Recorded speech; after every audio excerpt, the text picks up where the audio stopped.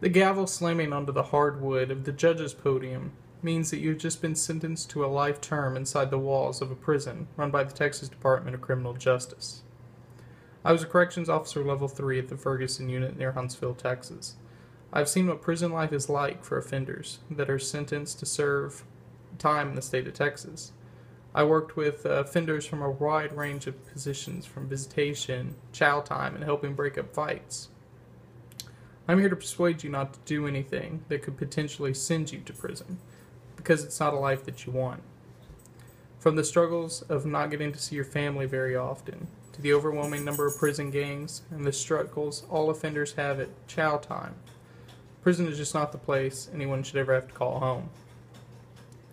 Visitation in the prison system is a rough time for many offenders.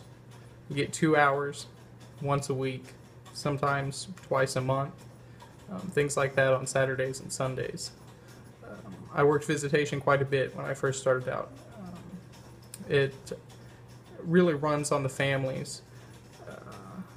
The families come in, they've been crying, they're upset because they don't get to see their loved ones, their kids, their dads, things like that, very often. And the visitation time, you always have officers there standing over you, watching what you're saying, listening to you, making sure that nothing goes wrong. I guess the only upside of visitation is you get access to vending machines with way overly priced items.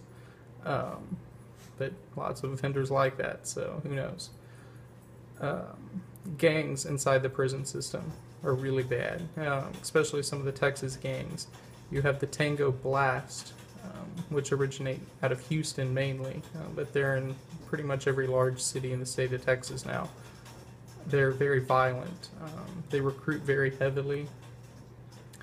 They're a Hispanic gang, so they don't get along well with gangs like the Aryan Brotherhood, the Mexican Mafia, and of course the Texas prison system has, you know, your Bloods and your Crips.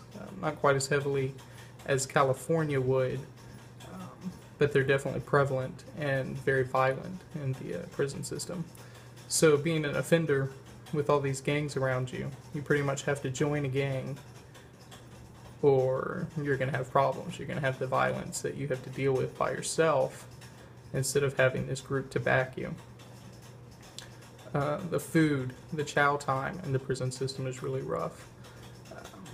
Inmates get roughly 10 to 15 minutes from the time they walk in the door to get their food, to sit down and to eat. Most of the time you're throwing away half trays full of food, or you're stuffing your face as fast as you can trying to finish it before you eat again. So when you get in trouble, though, there's this thing called a food loaf.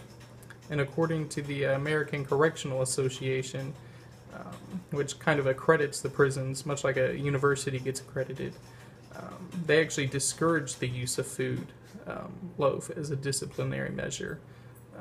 But luckily, adherence to this standard isn't required in order to be accredited. But many people think that it's a cruel and unusual punishment to feed somebody what looks like meatloaf, but it has pretty much all the food that the chow hall is made for the day stuffed into one thing. It's got your drink, all your nutrition from all your food in it, plus it just tastes really bad. Many offenders don't like it. But as you can see, prison is not just a retreat like I've heard it referred to many times before. Offenders, they struggle day in and day out to get by. Yet so many offenders, they still come back after they just got out.